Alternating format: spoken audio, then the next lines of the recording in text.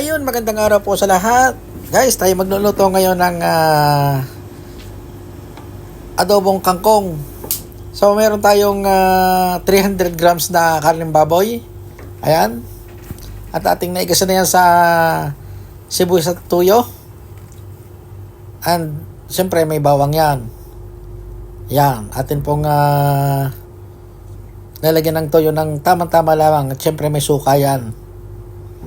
So, nihabol natin na pagbibideo dito at sayang naman ang ating pagluluto kung hindi natin na-video. Kaya, hindi natin simulang-simula. Ganun pa man ay masarap po ang ganitong klase ng luto sa kangkong. Kung tayo nananawa na, lalo na sa mga bata, kung tayo nananawa na sa mga gulay, ganito po yung isang way para mapasarap natin ang gulay. At syempre, may baboy yan. Ayun, oh. So, napakasimple lang ng ating ingredients diyan. Suka, toyo, paminta, sibuyas, bawang. Katalo na. Syempre, may baboy at saka kangkong. Ayun. Diba? Tamang-tama lamang yung ating kareng baboy para naman magmukhang may kangkong pa din. So, yun po yung ating dinadagdagan ng tubig para pag malambot na, ay pwede na natin ilagay ang atin pong mga gulay, mga sangkap. Yun, dinagdagan na naman natin ng tubig dahil medyo matigas pa yung karne. Ayan. So, napakasimpleng ulam natin yan. Napakasimple. Siyempre, tatakloban muna natin. Ayun.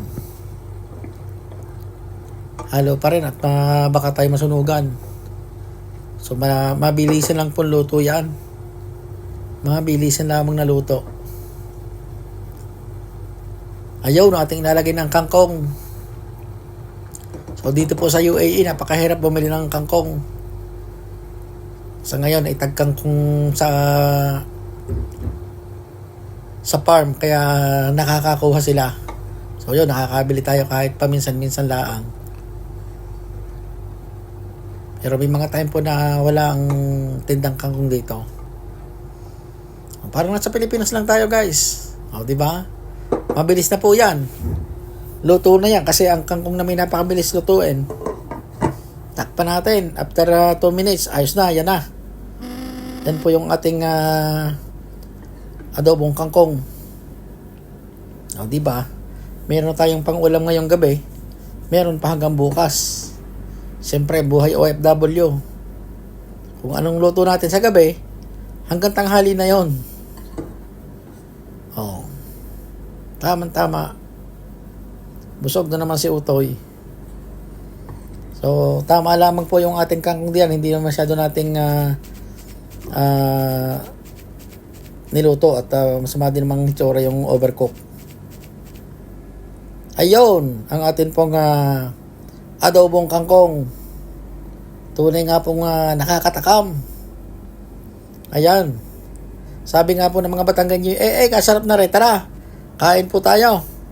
Bye-bye.